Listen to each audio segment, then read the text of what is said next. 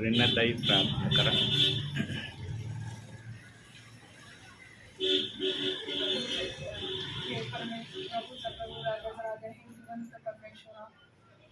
तू आज पगारे पास्टरना आमच्या घरी पाठवलंय परमेश्वरा, त्याच्याबद्दल आभार मानतो परमेश्वरा. जे काही वचन आम्हाला सांगतील परमेश्वरा ते आम्ही आत्मसात करू परमेश्वरा. माझ्या घरच्यांची जे काही इच्छा अपेक्षा आहेत परमेश्वरा, येशूच्या नावात तू पूर्ण करशील अशी मी तुझ्या चरणी प्रार्थना करते. पगारे पास्टरांचं येणं जाणं सांभाळ परमेश्वरा. प्रभू चरणी प्रार्थना करते म्हणून आमेन.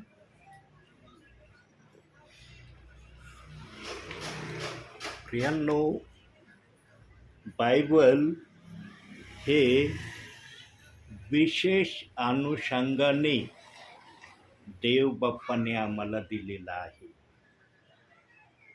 बायबल देण्यामागं देव बाप्पाच्या मनामध्ये काय काय कारण आहे, काय काय विचार पवित्र आत्म्याच्या मनात त्याच्या समायात होते, त्यातला एक विचार आज पवित्र आत्मा बायबलमधून दाखवणार आहे. आणि जो विचार किंवा जे वचन तुम्हाला दाखवलं जाणार आहे ते वचन तुम्ही अनेक वेळा ऐकलं असन सेवकाच्या मुखातून किंवा तुम्ही पण वाचलं असन, परंतु त्याच वचनाला देव बाप्पाला बायबलमध्ये ठेवण्याची का आवश्यकता पडली आणि आम्हाला सांगण्याची का आवश्यकता पडली.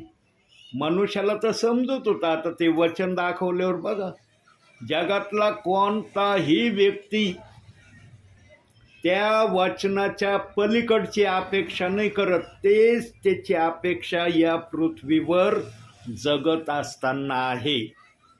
परंतु जे वचन दिलंय त्याच्या मागं प्रभूचे कारण आहेत.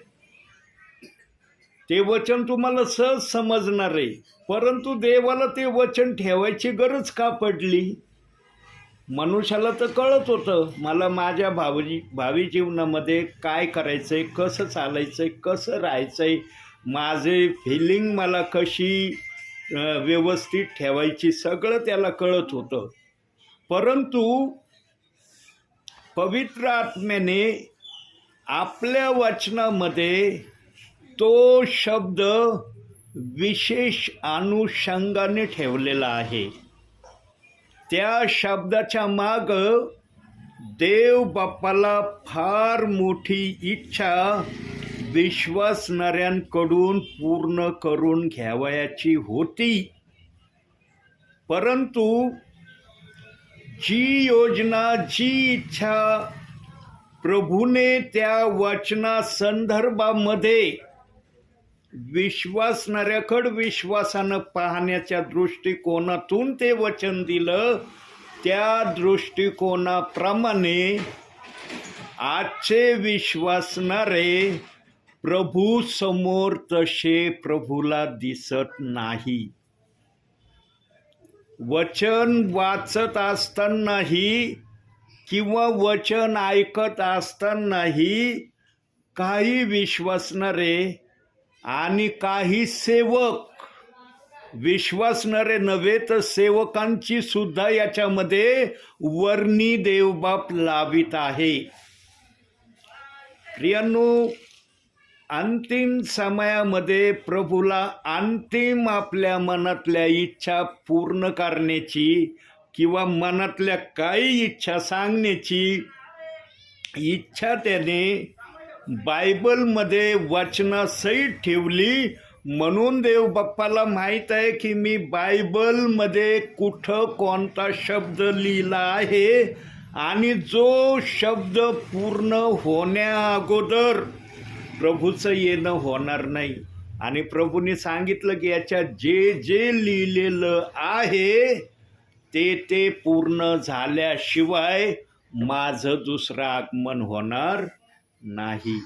म्हणून तो शब्द पूर्ण व्हावा या अनुषंगाने आज देवबाप आल्याबरोबर मी दुसरा विषय घेतला होता मनामध्ये की आज दुसऱ्या विषयातून मी बोलन, पण देवाचा आत्मा म्हणला नाही, आज त्या विषयातून मी बोलणार नाही.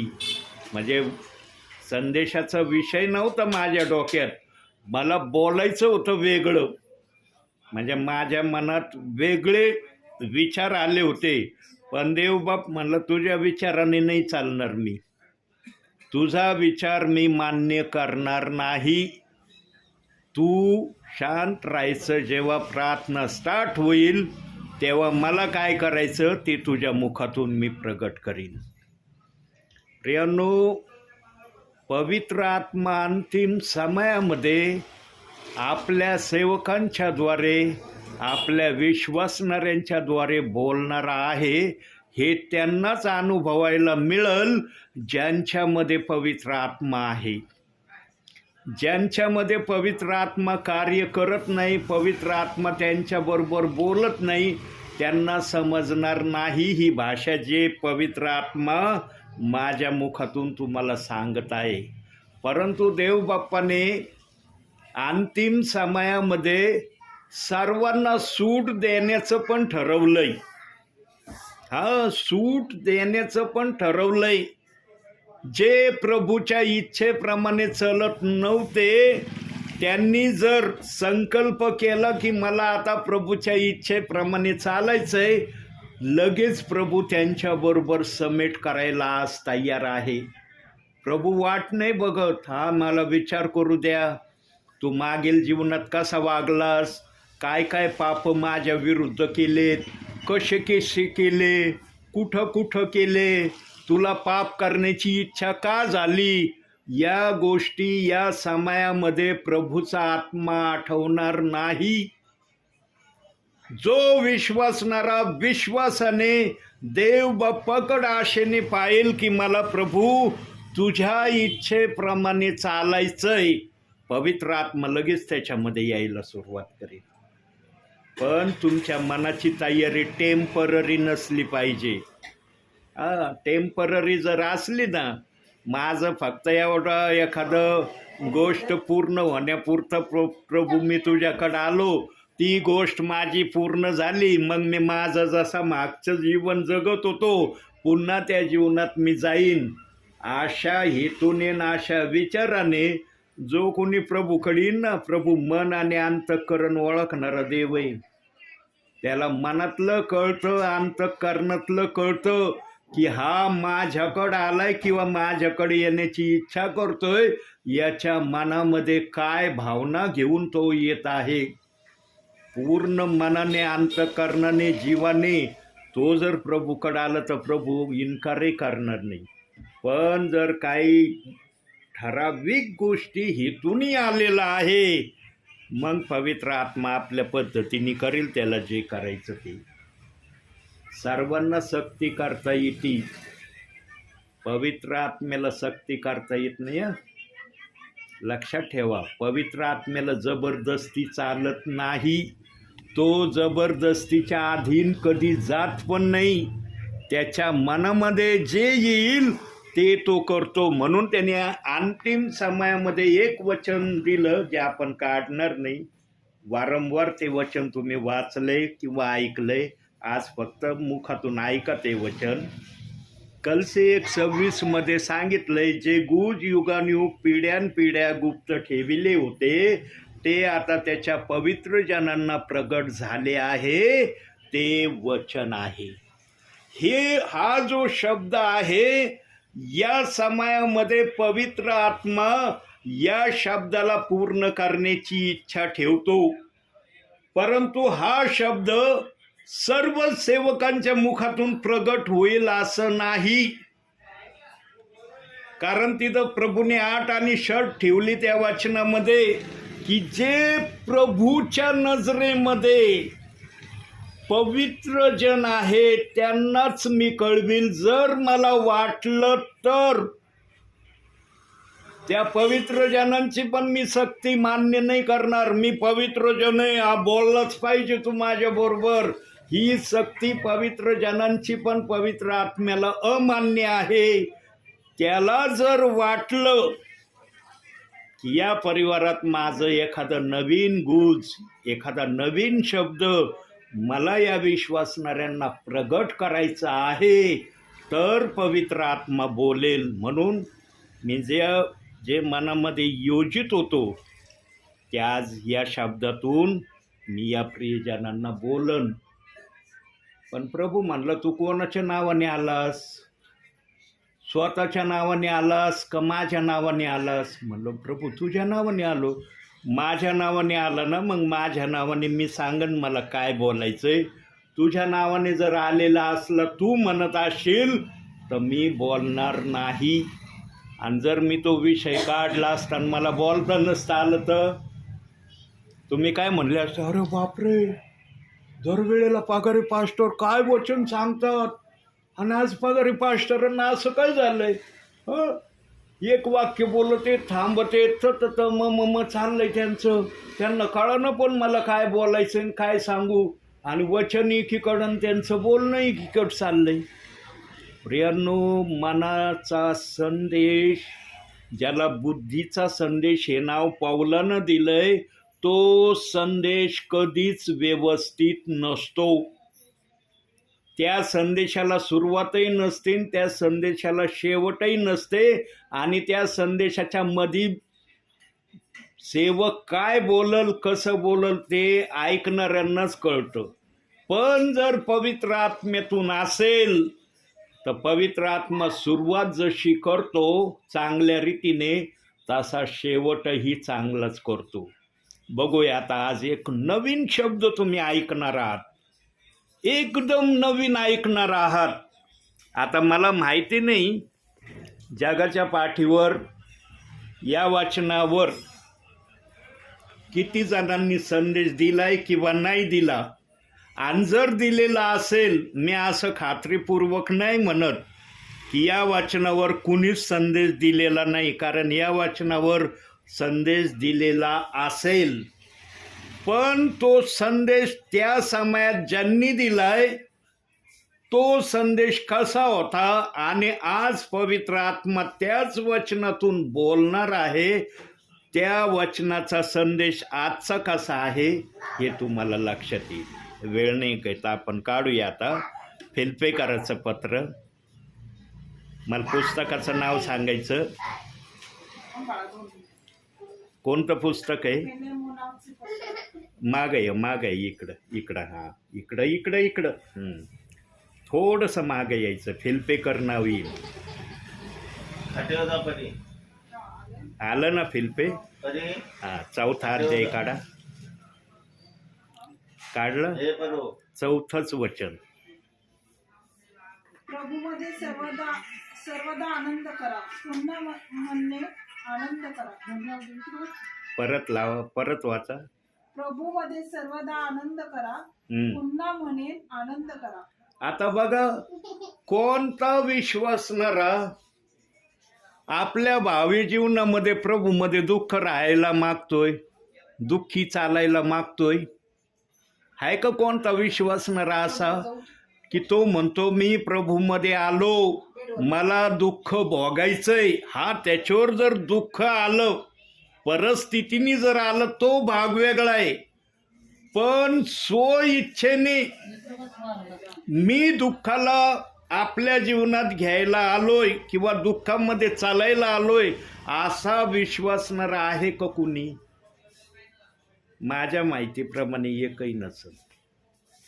दुःखाची परिभाषा सहन करण्यासाठी कोणी पण देवाकड हे विधान बोललं नसेल. हा, वचनाप्रमाणे आले तो भाग वेगळा, तुमच्यावर संकट परिस्थितीने आले तो भाग वेगळा. पण वचनात जे आलंय आनंदी राहा, हे आनंदी राहण्याच्याच हेतूने आज प्रभूवर विश्वास ठेवणारे विश्वासात आहेत. प्रभूला माहीत होतं माझा विश्वासणारा आनंदी होण्यासाठीच माझ्यावर विश्वास ठेवतोय. दुःखी होण्यासाठी कुणी ठेवलाय का विश्वास? या वचनाच्या ऐवजी जर लिहिलं असतं, प्रभूमध्ये जे आहेत त्यांना सर्वदा दुःख भोगावं लागेल.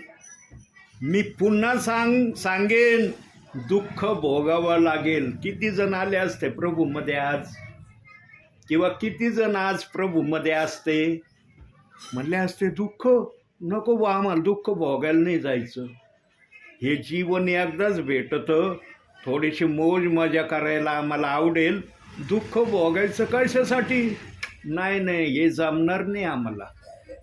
म्हणून प्रभूंनी पण त्या ठिकाणी शब्द दिलाय, प्रभूमध्ये सर्वदा आनंदित असा, पुन्हा म्हणेन आनंदित असा.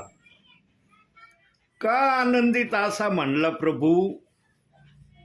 आता का म्हणला, असा शब्द का म्हणला, याच्या आज आपण कारण बायबलमधून शोधणार आहे. आज याचे कारण शोधणार आहे की हा शब्द बायबलमध्ये प्रभूंनी का ठेवला. सर्वजण आनंदीच राहायला मागतात, तरी प्रभूने हा शब्द आम्हाला सांगितला. याच्या मागं हेतू आणि उद्देश प्रभूचा काय आहे, काही कारण आपण वचनातून बघणार आहोत. पहिलं कारण, आता पटपट जरा वचन काढायचा प्रयत्न करा. कोणतं पुस्तक आहे? तिमथ्याला पहिले पत्र. का थोडं पुढं जातात, तिमथ्याच्या पुढं जायचं, तिमथ्याच्या पुढं पहिले पेत्र लागल, याकोबाच्या पत्रानंतर लागलं. पुस्तकाचं नाव सांगा मला. नाही नाही, इकडं पुढं जा, पुढं जा, पुढं पुढं पुढं, हां जा पुढं, उलटा पानं, उलटा पानं, हां पहिले पेत्र पुस्तक सांगा मला फक्त. हां 3रा अध्याय 17वं वचन वाचा. कारण चांगले करूनही तुम्ही दुःख सोसावे अशी देवाची इच्छा असली तर वाईट करून दुःख सोसण्यापेक्षा ते बरे आहे. पहिली गोष्ट, पहिलं कारण, प्रभूमध्ये आनंदी असा, त्याचं पहिलं कारण प्रभूंनी सांगितलंय की मी काही विश्वासणाऱ्यांना प्रभूमध्ये राहून त्यांना दुःख देणार आहे. चांगलं करूनही त्यांच्यावर मी दुःखी त्यांना पाहण्याची इच्छा ठेवतो.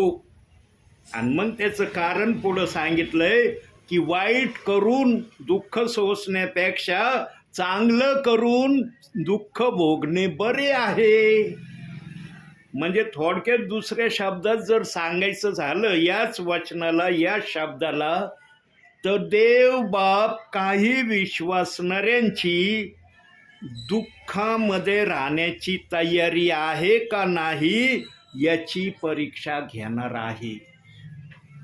बघा आता वचन काय आलंय, प्रभूमध्ये आनंदी असा. परंतु प्रभूने आनंदी राहण्याचं का आव्हान केलं? कारण मी माझ्या इच्छेने अशा काही गोष्टी तुमच्यावर आणणार आहे, किंवा दुसऱ्यांकडून तुमच्यावर काही अशा गोष्टी होणार आहेत, त्या तुम्ही सहन कराव्या.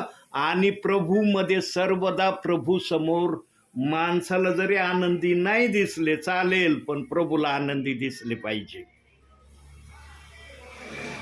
देव बाप आपला शब्द देतो ना, तर देव बाप्पाजवळ त्या शब्दाला प्रगट करण्यासाठी आणि त्या शब्दाचा साक्षीदार दाखवण्यासाठी बायबलमध्ये भरपूर पुरावे आहे. पवित्र आत्मा आहे तो, त्याच्याजवळ लागन तेवढा खजिना आहे. आजचे पाळक वया घेऊन बसतात, पेन घेऊन बसतात, बायबल घेऊन बसतात, काही जण तर शब्दकोश देखील घेऊन बसायला घाबरत नाही. आणि मग जो शब्द त्यांना आवडेल त्याचा संदेश तयार करतात. चांगली गोष्ट आहे, प्रभूच्या सानिध्यामध्ये संदेश तयार करणं वाईट नाही प्रियांनो. काहीतरी तुमच्याजवळ असावं हे त्यांना पण वाटतं, या अनुषंगाने ते करतात, चांगली गोष्ट आहे. पण जे शिष्यांच्या पावलावर पाऊल देऊन चालण्याच्या हेतूने प्रभूमध्ये सेवा करतील त्यांना मात्र असं वाटेल, शिष्य जर संदेश तयार नव्हते करत तर मी पण संदेश तयार करणार नाही. मला पण तपासायचं आहे की खरोखर तू मला सेवेसाठी कॉलिंग केलेलं आहे का नाही. जर मला कॉलिंग असेल तर सेवेमध्ये तू वचनातून बोल, आणि जर मला कॉलिंग नसेल तर वचनातून मला बोलता येणार नाही. ज्याला वचनातून बोलता येत नाही त्याला सेवेचं कॉलिंग नाही. ज्याला वचनातून बोलता येतं त्याला सेवेचं कॉलिंग आहे. जे संदेश तयार करत नाहीत त्यांच्याविषयी, जे संदेश तयार करतात त्यांना माहिती आहे मी कोणता संदेश तयार केलाय, काय माझ्या संदेशाचा विषय आहे. पण मी खात्रीपूर्वक सांगतो प्रियांनो, जरी सेवकाने संदेश तयार केलेला असला ना, पवित्र आत्मा शब्दशः तसं पूर्ण रीती त्या संदेशातून बोलत नाही. सेवकाच्या मुखातून आपल्या योजना आपल्या तऱ्हेने सेवकाच्या मुखातून तो सांगतो. सेवकाने ज्या डिसिप्लिनिंगनी संदेश तयार केलेला असतो त्या डिसिप्लिनिंगनी पवित्र आत्मा कधीच बोलत नाही. हा काय अंशी बोलतो, 100मध्ये 60-65% तो बोलतो सेवकाने, कारण मेहनत घेतलेली असती ना संदेश तयार करायची. संदेश काही एकाएकी तयार होतो का? सेवक बसला आणि ॲटोमॅटिक वेमध्ये लगेच लिखाण सुरू झालंय. सेवकाला पण कष्ट घ्यावं लागतात. म्हणून प्रभूमध्ये तुमचे श्रम व्यर्थ नाही हा शब्द प्रभू बोललाय. मग ते कशाविषयीचे तुमचे श्रम असू द्या, सेवेविषयीचे असू द्या, जगी कामाविषयीचे श्रम असू द्या, ते व्यर्थ जाणार नाही. आता व्यर्थ नाही जाणार याचं थोडंसं फोडतं बदामासारखं. एखादा व्यक्ती जर XYZ ठिकाणी काम करतो, कशासाठी काम करतो? पैशासाठी करतो ना. तो म्हणतो का नाही मी फुकट काम करायला आलोय, मला काही घरामध्ये करमत नाही म्हणून मी तुमच्या इथं फुकट काम करून जाणार आहे, मला 1 रुपया पण तुमच्याकडून नको आहे. अशा अनुषंगाने कोणी काम करतं का? याला म्हणतात जे काही तुम्ही श्रम घेता, मग ते जगिक श्रम असो आत्मिक श्रम असो, त्याचं प्रतिफळ मिळणार. पण आत्मिक याचं प्रतिफळ कधी कधी ताबडतोब मिळतं, कधी कधी प्रभू थोड्या उशिराने किंवा काही दिवसाने त्याचं प्रतिफळ आम्हाला दिल्याशिवाय राहत नाही. आणि जे प्रतिफळ इथं मिळतं त्याच्या काही गुणामध्ये चांगलं प्रतिफळ वरती आहे आम्हाला. म्हणजे आम्ही जे काही प्रभूमध्ये इथं करू ना त्याचं आम्हाला इथं पण रिवॉर्ड बक्षीस मिळणार आहे, आणि वरती तर अगणित असे बक्षीस आमच्यासाठी आहेत. म्हणून प्रभू पण म्हणला, पृथ्वीवर तुम्ही धनसंचय साठवू नका, पृथ्वीवर पैसा जमा करू नका, तेवढाच पैसा ठेवा जेवढा तुम्हाला आवश्यक आहे. आज बघा विश्वासणाऱ्यांच्या हरेकांचं बँक पुस्तक आहे ना. म्हणता येईल का माझ्याजवळ बँक पुस्तक नाही आहे? कितीही खालच्या पातळीचं काम करणारा असला ना व्यक्ती, त्याच्याजवळ आज बँक पुस्तक आहे का नाही? म्हणता येईल का की नाही आहे पुस्तक त्यांच्याजवळ बँकेचं? हरेकांजवळ आहे. कारण का की त्यातून आता किती सुविधा निघल्यात, ऑनलाईन सुविधा निघलेली आहे का नाही? पहिले ऑनलाईन सुविधा नव्हती, परंतु आता ऑनलाईन सुविधा सुरू झालेली आहे. तुमच्या फक्त बँक अकाउंटमध्ये पैसे असले तुम्हाला ऑनलाईन काही पण खरेदी करता येऊ शकतं. मग ते काही असू द्या, ते तुम्हाला घरपोच मिळतं. इतकी आजच्या समयाला आम्हाला सुविधा उपलब्ध आहे. पण याच्या मागचा काळ असा होता की आम्हाला बँकेतच जावं लागायचं, स्लिप भरावं लागायची, पैसे काढावं लागायचे. पहिलं स्लिपशिवाय पैसे निघत नव्हते. पण त्यानंतर ATM आलं, ATM नंतर बऱ्याचशा सुविधा आल्या. आज तो ऑनलाईनची सुविधा आमच्यासाठी आहे. म्हणजे सुविधा वाढतच गेल्यात ना. जर जगिक सुविधा वाढत गेल्या प्रियांनो, तर देवाच्या राज्यामध्ये असलेल्या लोकांच्या बक्षिसांच्या सुविधा वाढणार नाही का? का तिथं बक्षिसाचं एकच परिमाण ठेवणार का प्रभू? नाही, हेच परिमाण आहे बक्षिसाचं, याच्या पुढचं बक्षिसाचं परिमाण मी देत नाही. जगामध्ये निरनिराळ्या सुविधा जर उपलब्ध होतात प्रियांनो, तर देवाजवळ पण बक्षीस देण्याच्या निरनिराळ्या सुविधा आहेत. म्हणून येशू ख्रिस्त म्हणला, जे जगाचं आहे ते जगाला द्या, जे प्रभूचं आहे ते प्रभूला द्या. चांगलं दिलं तर जगातून चांगलं भेटल. बरोबर. चांगल्या व्यक्तीकडून कोणतेही आई बापा आपल्या मुलाला काय सांगतात? चांगल्या बरोबर संगत ठेवायची म्हणतात का नाही? का म्हणतात आई बापा संगत कोणाबरोबर ठेवायची नाही? का म्हणतात असं? कारण चांगल्या बरोबर संगत ठेवली तर चांगलं वळण लागतं, चांगले गुण आपल्या शरीरात येतात. वाईटाबरोबर संगत केली तर वाईट गुण येतात, वाईट आचरण येतं. म्हणतात का नाही? बरोबर बोलतोय ना ब्रदर? का काही चुकीचं आहे? भावी जीवनामध्ये मला पण 2 मुलं आहेत. असं नाही की मला मुलं नाहीत. मी पण माझ्या मुलांना म्हणन का वाईटाबरोबर संगत करा? म्हणन का मी पण हीच अपेक्षा करेन ना की माझ्या मुलांनी चांगल्याबरोबरच संगत करावी. का वाईटाची संगत करायचा आदेश देईन का मी? किंवा जन्म देणारी आई आपल्या मुलाला म्हणन का वाईट मुलांबरोबर संगत ठेव, मला काही त्याच्यामध्ये दुःख वाटणार नाही, मला काही प्रॉब्लेम होणार नाही, असं म्हणन का? प्रियांनो, आम्हाला जी बुद्धी दिली आहे ना, त्या बुद्धीचा आम्ही वापर कसा करायचा हे आमच्यावर प्रभूंनी ठेवलंय.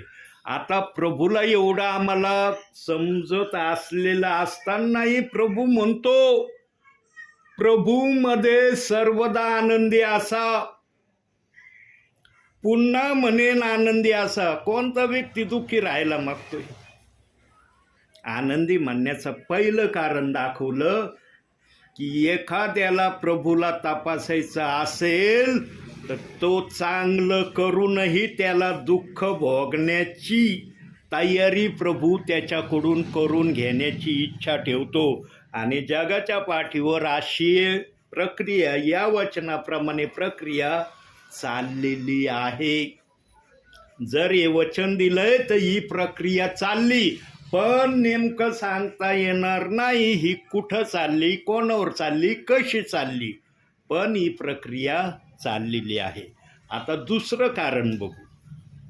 आनंदी राहायला सांगितलं ना, पण आनंदी ठेवण्यामागं किंवा सांगण्यामागं प्रभूचा उद्देश काय होता आणि हेतू काय होता? आता दुसऱ्या वचनातून बघू. मत्तेय शुभवर्तमान काढायचं, नवीन कराराचं पहिलं पुस्तक मत्तेय.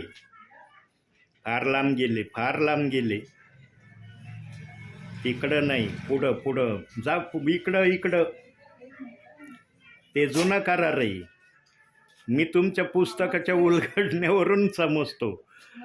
हां, 5वा अध्याय काढा, 10-11 वचन वाचा. नीतिमत्वाकरिता ज्याचा छळ झाला आहे ते धन्य, कारण स्वर्गाचे राज्य त्याचे आहे. माझ्यामुळे जेव्हा लोक तुमची निंदा व छळ करतील आणि तुमच्या विरुद्ध सर्व प्रकारचे वाईट लबाडीने बोलतील, तेव्हा तुम्ही धन्य. तुम्ही प्रभूमध्ये आनंदी असा का? कारण ही पण प्रक्रिया तुमच्यावर येणार आहे. सारखी येईल असंही सांगता येत नाही आणि एकदाही येणार नाही असंही सांगता येणार नाही. जीवनामध्ये कधी पण तुमच्यावर ही प्रक्रिया येईल, मग कुठूनही येईल.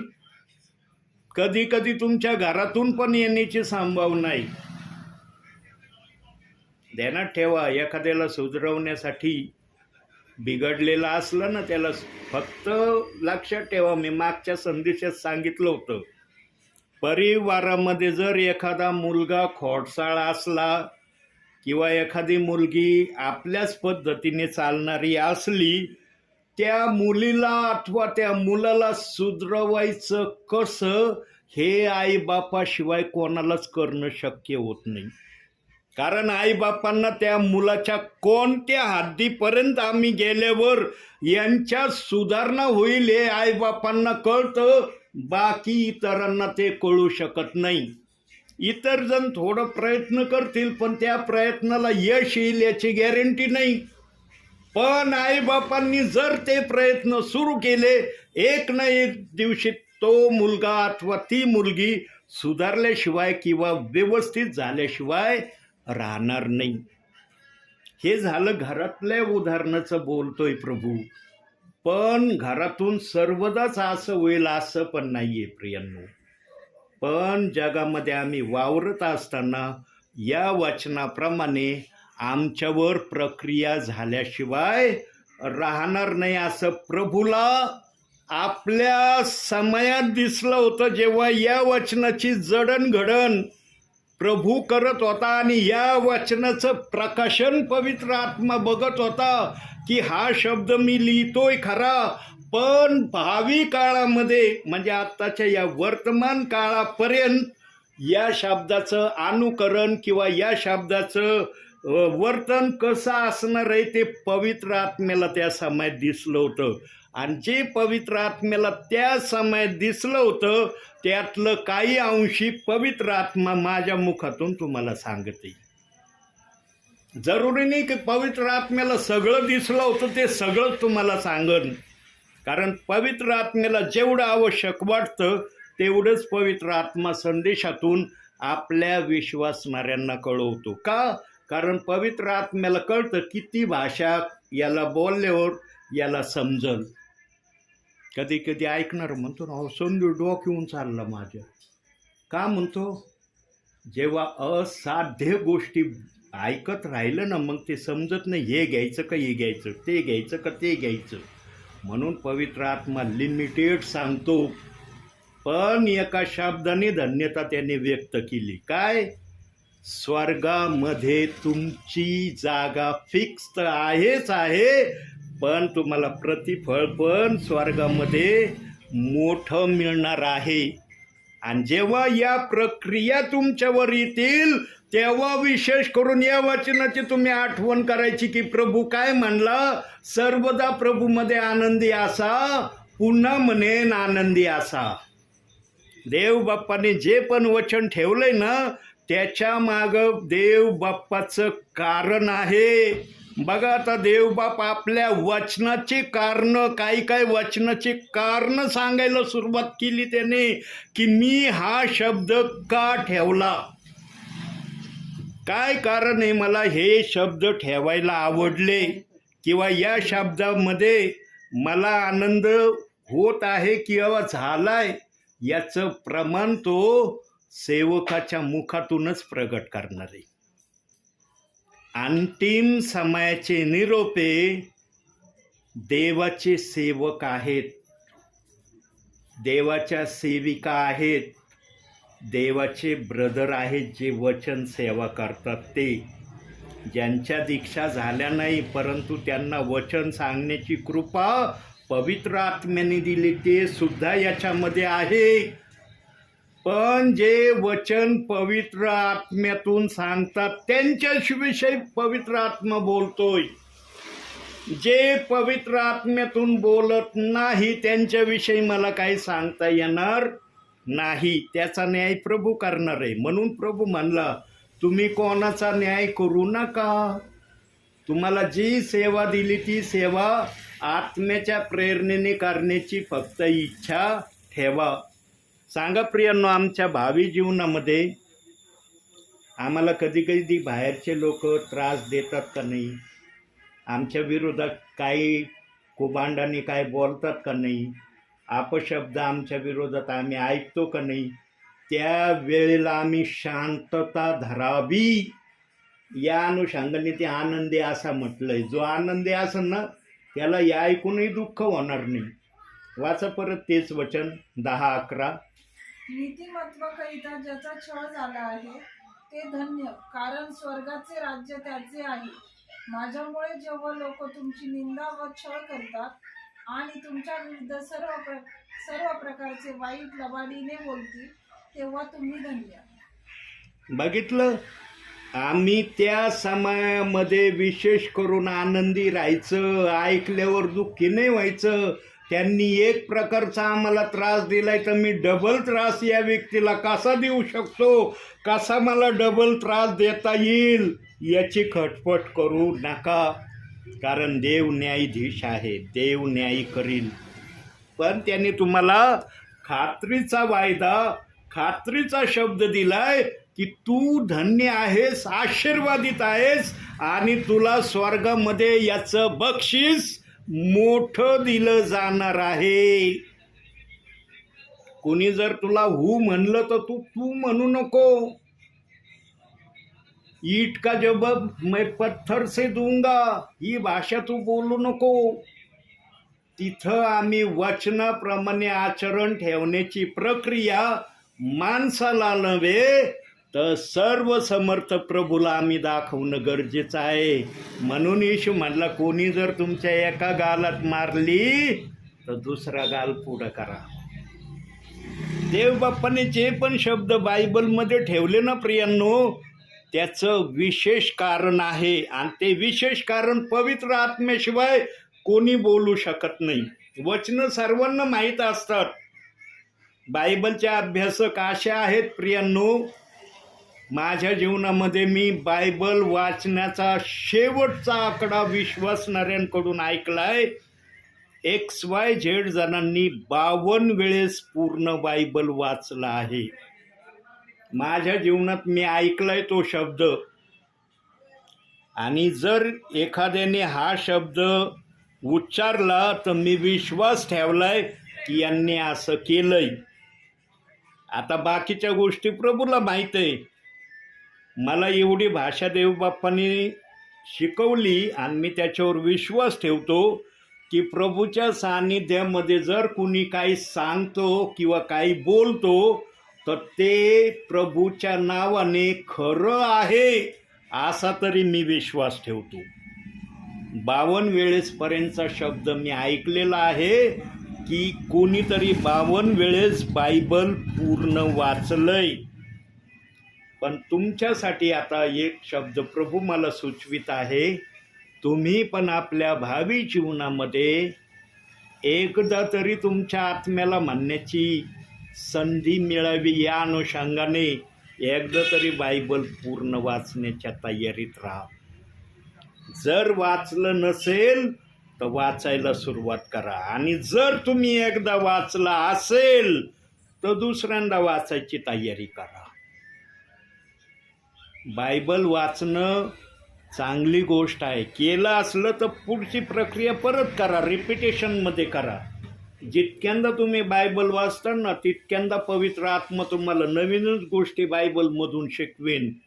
हा शब्द जेव्हा मी ऐकला होता ना तेव्हा माझं बायबल वाचन झालेलं नव्हतं. मी म्हटलं अरे एकदा वाचल्यावर परत परत वाचल्यावर पवित्र आत्मा नवीन गोष्टी दाखवतो. मला एकच काय वचन तर तेच राहणार आहे. मी जे पहिल्यांदा बायबल वाचन तेच वचन मला वाचायला दुसऱ्यांदा मिळणार आहे. तिथं काही दुसरे वचन येणार आहेत का? पण नवीन तुमच्या समोर येईन बायबल वाचत असताना कसं येतं बघू बरं. आणि मी त्याचा स्वाद थोडा का होईना घेतला.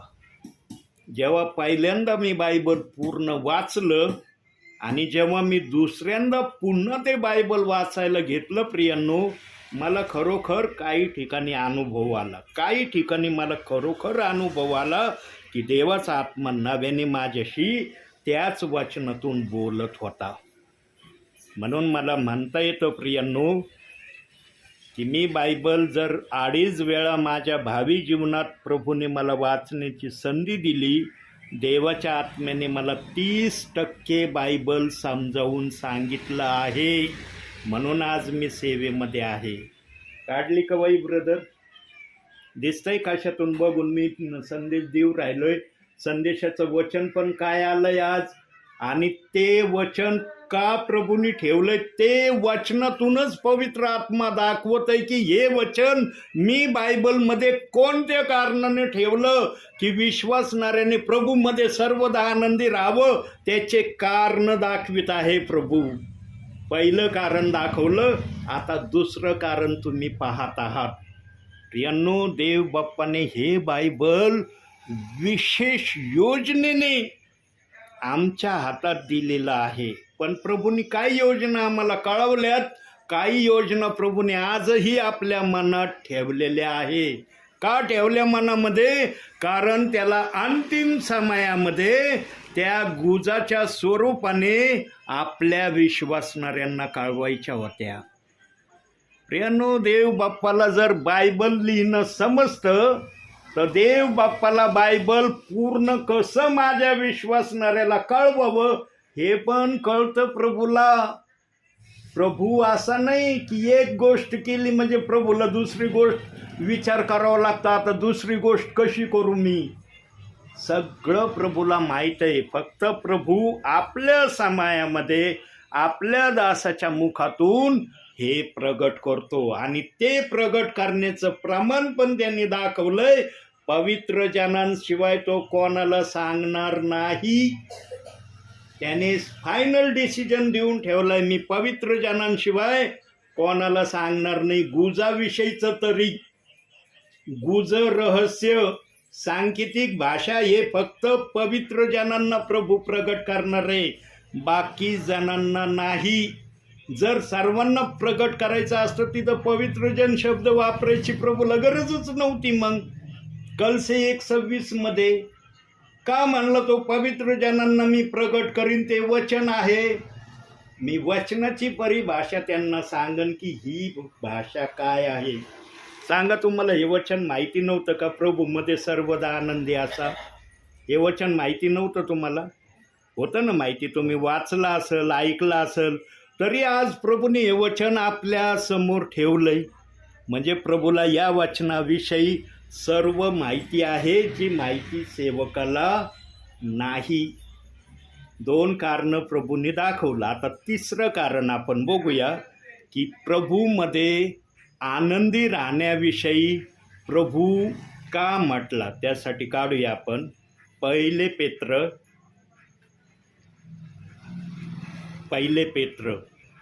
आत्ता काढ होतं ना, कोणतं पुस्तक आहे? पुस्तक सांग मला. हां, जा पुढं जा आणखी पुढं. आलं ना? 4था अध्याय काढा, 14वं वचन वाचा. ख्रिस्ताच्या नावामुळे तुमची निंदा होत असल्यास तुम्ही धन्य आहात, कारण गौरवाचा आत्मा म्हणजे देवाचा आत्मा तुम्हावर येऊन राहिला आहे. ख्रिस्तामुळं, आता निंद शब्द वापरलाय बरं का, ख्रिस्तामुळं. आता जो मत्ते 5:10-11 मध्ये वाचला तिथं ख्रिस्तामधला शब्द आलेला नाही, पण इथं ख्रिस्तामधला शब्द आलाय. ख्रिस्तामध्ये जर तुमची निंदा होत असली, त्याला पण धन्य हे शब्द नाव दिले. पण इथं रिवॉर्ड लगेच प्रभूने दाखवलंय. इथं मात्र रिवॉर्ड किंवा बक्षीस द्यायला वेळ लावलेला नाही प्रभूंनी. पवित्र आत्मा तुमच्यावर आहे किंवा तुमच्यावर येत आहे याची भाषा पवित्र आत्मा बोललाय. पण मत्ते 5:10-11 मध्ये ही भाषा बोलला का पवित्र आत्मा? डायरेक्ट स्वर्गामध्ये प्रतिफळ मोठं याची भाषा त्या ठिकाणी प्रभू बोललाय. पण या ठिकाणी मात्र पवित्र आत्मा तुला भेटेल किंवा पवित्र आत्म्यामध्ये तू आहे, हे विधान पवित्र आत्मा करत आहे. सांगा, आज ख्रिस्तामध्ये निंदा किती जण सहन करण्याची तयारी दाखवतात? किती जण दाखवतात? किती सेवक दाखवतात? किती विश्वासणारे दाखवतात? प्रियांनो, निंदा जर व्हायला लागली ना कोणाची, मंडळीमध्ये जर, चर्चमध्ये जर अपशब्द जर कोणी कोणाविरुद्ध उच्चारलं तर बघा त्या ठिकाणी काय सिच्युएशन होतं. कोणी सहन करतं का? शांतता धरतं का त्यावेळेला? कोणी जर कोणाविरुद्ध काय बोललं तर तो ज्याच्या विरोधात बोललं जातं ते शांत राहतात का? राहतात? लगेच ते पण प्रत्युत्तर देतात का नाही? पण वचन काय आलंय? ख्रिस्ताच्या नावामुळे तुमची निंदा होत असल्यास तुम्ही धन्य, कारण देवाचा गौरवी आत्मा तुमच्यावर येऊ राहिला आहे. किती जण या वचनाला आपल्या जीवनात उतरवण्याची तयारी दाखवतात? हेच वाक्य सेवकासाठी. सेवकावर जर ही पाळी आली तर किती सेवक गपचूपरित्या सहन करण्याची तयारी दाखवतात? सगळे सेवक बोलतात का? किंवा सगळे सेवक शांत राहतात का? ज्यांच्यामध्ये पवित्र आत्मा आहे तो सेवक शांत राहील. आणि ज्याला वचनाची माहिती आहे किंवा वचनामध्ये मुळावलेला आहे तो सेवक तर शांतता धरण्याचा प्रयत्न करील, होईल तेवढा प्रयत्न करील. तो त्याच्याने जेवढं शक्य आहे तेवढं करण्याचा प्रयत्न करील. आणि जर त्याचे प्रयत्न यशस्वी झाले नाही तर तो कदाचित चर्चमधून उठून जाईल. पण तो सेवक अपशब्द कुणाला बोलणार नाही. मी याही गोष्टी अनुभवल्यात. प्रियांनो, अनुभव असल्याशिवाय आम्हाला ख्रिस्तामध्ये व्यवस्थित चालता येणार नाही. अनुभव पाहिजे. म्हणून जाणकार म्हणतात ख्रिस्ती जीवन हे अनुभवाचं जीवन आहे. पण तुमच्यामध्ये ते अनुभव असले तर ते तुमच्यासाठी अनुभवाचं. तुमच्याजवळ काहीच अनुभव नाही मग तुमच्यासाठी ते ख्रिस्ती जीवन अनुभवाचं नाही आहे. प्रभूमध्ये तुम्ही चालत याचं जीवन तुमच्यासाठी राहील ते. म्हणून प्रियांनो, जे जाणकार सेवक असतात, अनुभवी सेवक असतात, त्यांचा संदेश कधी ऐकण्यापासून स्वतःला दूर ठेवू नका. मग तो सेवक कुठलाही असू द्या. मिशन संस्थांना जरा बाजूला ठेवा. आज काही विश्वासणाऱ्याने मिशन आणि संस्थेमध्ये इतके गडून गेलेत ना, आमच्या मिशनचा नाही, मग नाही ऐकायचं आम्हाला. देवाच्या नजरेमध्ये मिशन आणि संस्था देवबाप काहीच मानित नाही. देवबाप फक्त एवढं मानतो, जो माझ्या वचनाला धरून चालतो त्याच्याशीच प्रभू ओळख ठेवतो. जो वचनाची ओळख ठेवत नाही ना, देवबाप पण त्याची ओळख ठेवत नाही. त्यांना ठेवा. प्रियांनो, आज आम्ही सैतान सैतान सैतान खूप ओरडतो आहे ना, ओरडतो ना. सैतानाचं नाव एकदा का व्हायना आमच्या मुखातून आल्याशिवाय राहत नाही.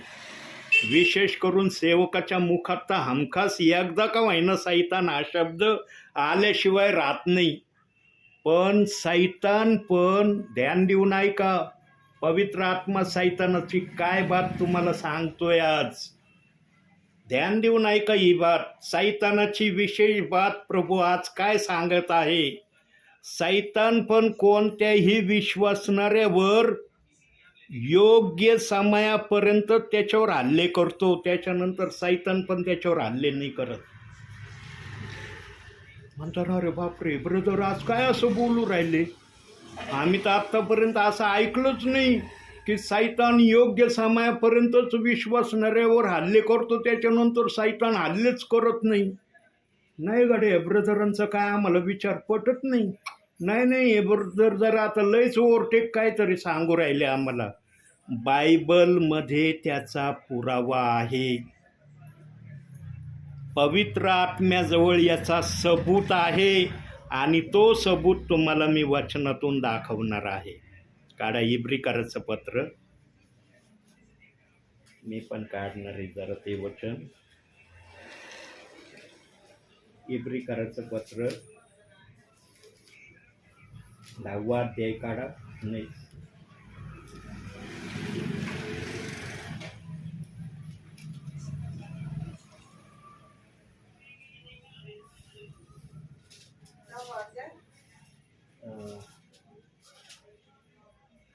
सहावा अध्याय काढा. सॉरी, 6वा अध्याय, 10वा नाही, 6वा.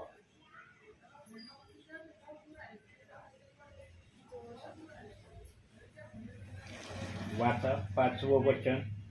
दासांनो, आपण ख्रिस्ताचे आज्ञापालन करीत आहोत. अशा भावनेने तुम्ही भीत व कापत सरळ अंतकरणाने आपल्या देहदशेतील धन्याचे आज्ञापालन करीत जा. 6वं. माणसांना खुश करणाऱ्या लोकांसारखे तोंड देखल्या चाकरीने नव्हे तर देवाची इच्छा मनापासून पूर्ण करणाऱ्या ख्रिस्ताच्या दासासारखे ते करीत जा. कोणतं पुस्तक काढे तुम्ही?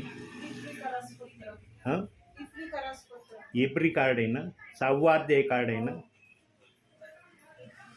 6वं वचन वाचा. 6व्या अध्यायाचं 6वं वचन.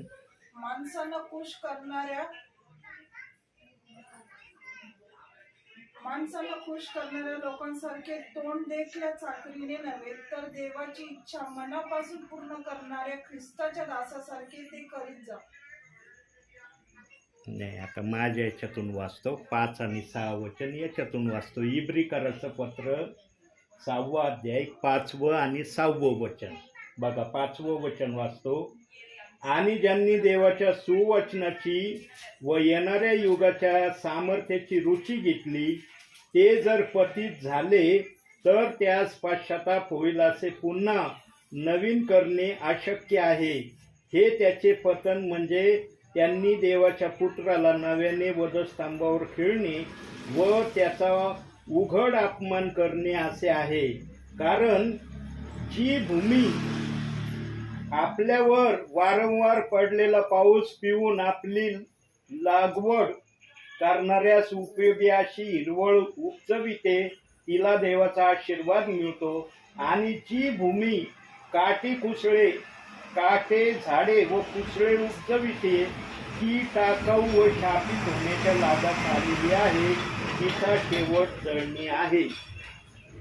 आता इब्रीकराचा 6वा अध्याय 5, 6 आणि 7 वचन ही दिलंय.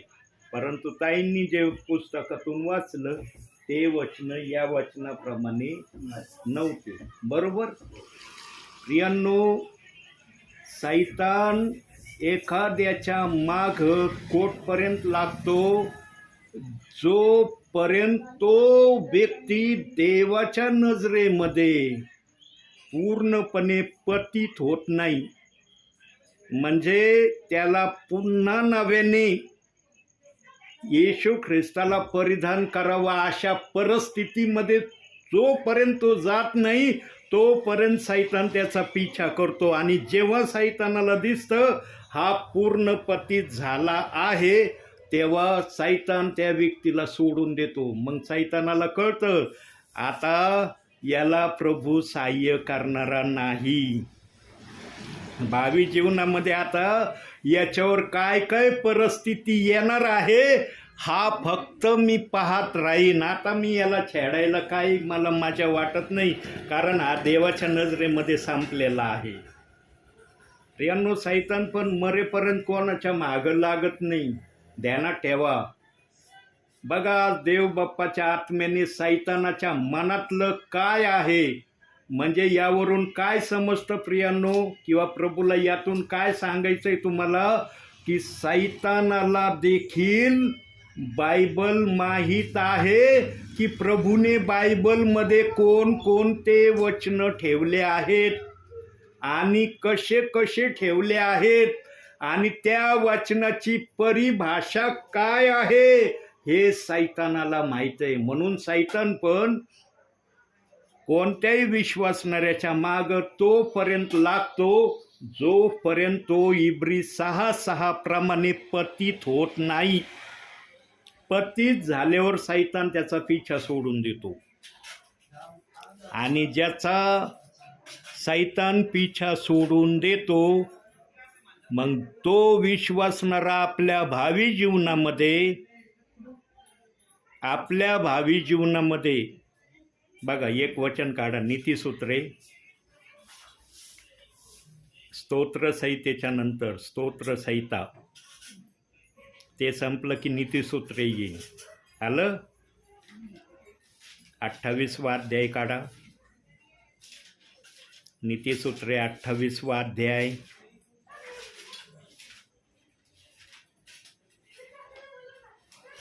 पटपट काढायचा. 9वं वचन वाचा. धर्मशास्त्र कानी पडू नये म्हणून जो आपला कान बंद करतो त्याची प्रार्थना देखील वीट आणणारी आहे. इथपासून सैतान त्या विश्वासणाऱ्याचा तमाशा पाहायला सुरुवात करतो,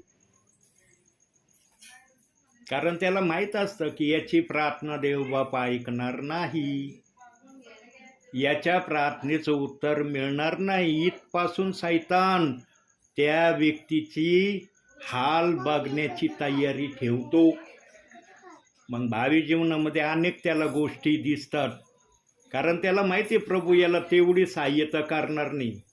प्रभू त्याला जगविल, अन्न वस्त्र निवारा कपडे देणार, जर नाही दिलं तर मरण तो. मरण का नाही, त्याला जर या गोष्टी नाही मिळाल्या किती दिवस जगन तो? अन्न वस्त्र निवारा नाही मिळाला तर प्रभू या गोष्टी देतो, पण त्याच्या त्या इच्छा पूर्ण होणार नाही ज्या इच्छा या धर्मशास्त्रात वर्णिल्या आहेत. प्रभू म्हणतो तुझी प्रार्थना माझ्यासाठी वीट आणणारी झाली, आणि ज्याची प्रार्थना वीट आणणारी झालेली आहे त्याला मिळन का काही?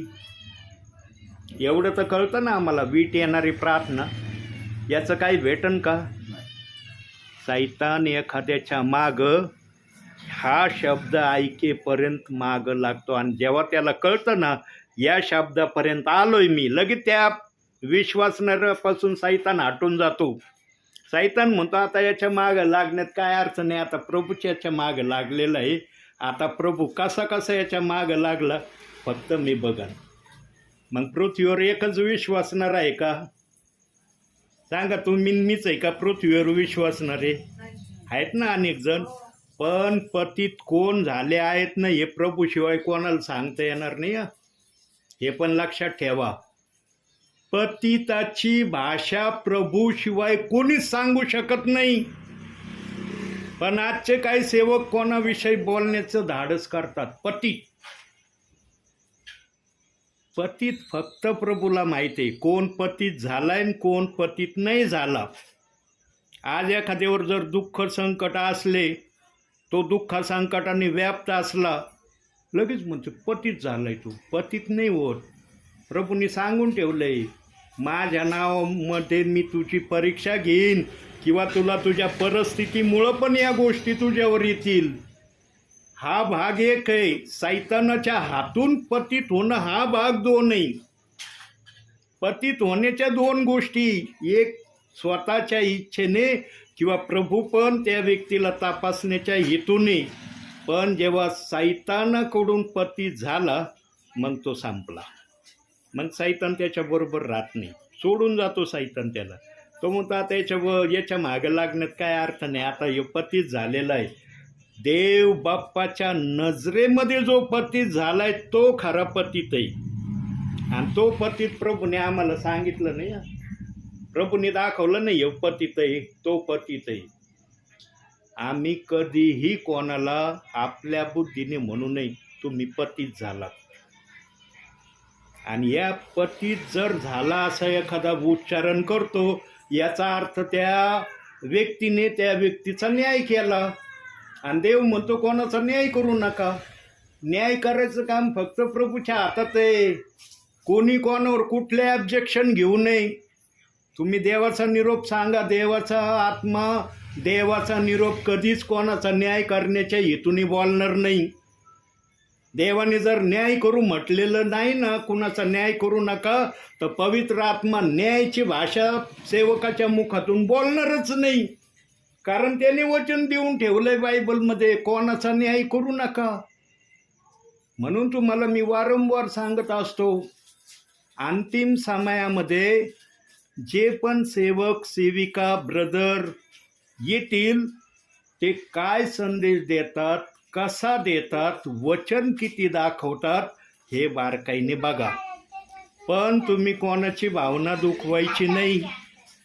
म्हणायचं नाही ब्रदर सिस्टर तुम्ही जे वचन दिलं ना, असं वचन आम्ही ऐकत नाही.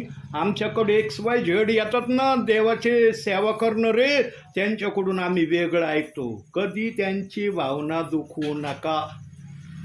तुम्हाला हा अधिकार देव बाप्पाने दिलेला नाही.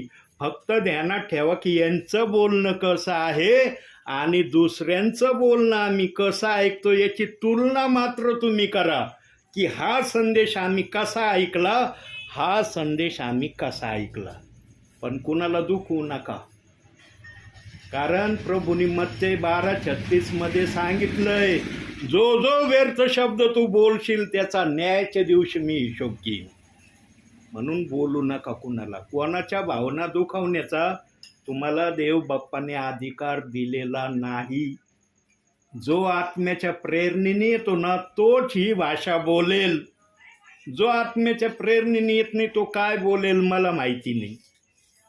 प्रियांनो, देवाचा आत्मा तेच सांगन जे तुमच्या उपयोगाचं आहे. आणि मागील काही संदेशात मी सांगितलं होतं, पवित्र आत्म्याच्या प्रेरणेने संदेश हा मनुष्याला सुधरवण्यासाठी असतो. संदेश मनुष्याला बिघडवण्यासाठी नसतो. पवित्र आत्मा कधीच बिघडवण्यासाठी संदेश देत नाही. लिहिलंय का बायबलमध्ये? पवित्र आत्मा विश्वासणाऱ्याला बिघडवण्यासाठी संदेश देतो. आहे का वचन? दाखवा बायबलमध्ये एखादा रेफरन्स कुठं दिलाय. पण सुधरवण्याच्या विषयी अनेक माध्यमातून पवित्र आत्मा बोललाय ना शास्त्रातून. कसे तुम्ही सुधरू शकता, काय केल्याने सुधरू शकता, कोणतं कार्य हातात घेतल्यावर तुमच्या सुधारणा होऊ शकते, निरनिराळ्या प्रकारे या पवित्र शास्त्रात ते भाकीत केलंय. पण बिघडवण्याची भाषा पवित्र आत्म्याने केलेली नाही. प्रियांनो, किती पवित्र आत्मा बारकाईने आणि किती खोलरित्या काय काय शब्द माझ्या मुखातून आपल्यासमोर प्रगट करतोय. आणि हे जे तुम्ही ऐकतात ना, जे तुम्ही ऐकू राहिले, हे प्रथम मला आहे. हे प्रथम मला आहे. असं समजू नका अरे ब्रदर आलेत आमच्याशी बोलते, हे आम्हाला आहे. प्रथम मला आहे, नंतर तुम्हाला आहे. संदेश बोलणाऱ्यासाठी प्रथम, ऐकणाऱ्यांसाठी नंतर. पवित्र आत्मा भेदभाव नाही करत. पण आज तसं वातावरण काही ठिकाणी नाही. काही जणांना वाटतं संदेश ना यांच्यासाठी, माझ्यासाठी नाही. तुमच्या हातात राहू द्या. संदेश ऐकणाऱ्यांसाठी आहे, माझ्यासाठी नाही. आणि काही जण बोलतात पण मी जे सांगतो ते ऐका, तुमचं कल्याण होईल. म्हणजे देवबाप फक्त ऐकणाऱ्यांसाठी तुमच्या मुखातून बोलतोय का? तुम्हाला रिकम कोरड पाषाण ठेवण्याच्या हेतून प्रभू तुमच्या बरोबर आहे का? तुम्हाला आशीर्वाद नको आहेत का? सेवकाला आशीर्वाद नको आहे का? का सेवक कोरडा पाषाण राहावा आणि विश्वासणारीच आशीर्वादाने भरावे? विचार नाही करत कधी कधी सेवक. काही गोष्टीचा सेवक या समयामध्ये तरी विचार नाही करत. प्रियांनो, मी नेहमी सांगतो, पवित्र आत्मा कुणाला भीत नाही. पवित्र आत्म्याला जे बोलायचं ते बोलल्याशिवाय पवित्र आत्मा राहत नाही. म्हणून प्रियांनो, आता हे जे तुम्ही दरवेळेला बसता ना इथं, लिहून ठेवलं का ब्रदर तुम्ही? या तारखेला पगारी पास्टर आले, असा टाईम होता, इतक्या वेळ आमच्या घरात थांबले, निघून गेले. लिहून ठेवलंय? एकदा नाही लिहिलं, मी नाही लिहून ठेवलं. पण वर जीवनाच्या पुस्तकात ब्रदरांच्या परिवाराच्या नावे, मग त्याच्यात तुम्ही सगळे आले. ब्रदर करते पुरुष यांच्या नावे, मग तुम्ही बाकीचे प्रियजन. किती वेळेस पगारी पास्टर आले, किती वेळ इथं थांबले, काय त्यांनी निरोप संदेश सांगितला, सगळं यांच्या जीवनाच्या पुस्तकात आहे. माझ्या पुस्तकात काय लिहिलंय? माझा दास पाचरणे परिवारात किती वेळेस गेला, त्याने पवित्र आत्म्याच्या प्रेरणेने काय संदेश दिला, ती वर माझ्या पण जीवनाच्या पुस्तकात लिहिलंय. मग मी एकाच परिवारात सेवेला जातोय का? म्हणता येईल का ब्रदर तुम्ही एकाच परिवारात सेवा करायला जाता? पुष्कळ परिवारात जातो. तेवढ्या परिवाराच्या नावे माझ्या जीवनाच्या पुस्तकात लिहिलंय. हे आहे देवाचे जीवनाच्या पुस्तकात लिखाण करण्याची परिभाषा. यांनो, आता आणखी एक महत्वाचं दाखवतो आणि या ठिकाणी मी थांबतो. फार महत्वाचा शब्द दाखवणार आहे आता, आणि तो शब्द प्रगटीकरणातून दाखवीन. कशातून दाखवीन? प्रगटीकरण. 3रा अध्याय काढा. शेवटचा शब्द काढला. 17वं वचन. मी श्रीमंत आहे, मी धन्य मिळवले आहे व मला काही उणे नाही असे तू म्हणतोस. पण तू कष्टी, दीन, दारिद्री, आंधळा व उघडा वाघडा आहेस हे तुला कळत नाही. जेव्हा एखाद्या विश्वासणाऱ्याला, एखाद्या सेवकाला या वचनाची पवित्र आत्म्यातून ओळख होईल, त्यावेळेस त्या विश्वासणाऱ्याने, त्या सेवकाने दुःखी न होता प्रभू मध्ये आनंदी असा हा शब्द त्याने आठवायचा की प्रभू काय म्हणला, सर्वदा प्रभू मध्ये आनंदी असा, पुन्हा म्हणेन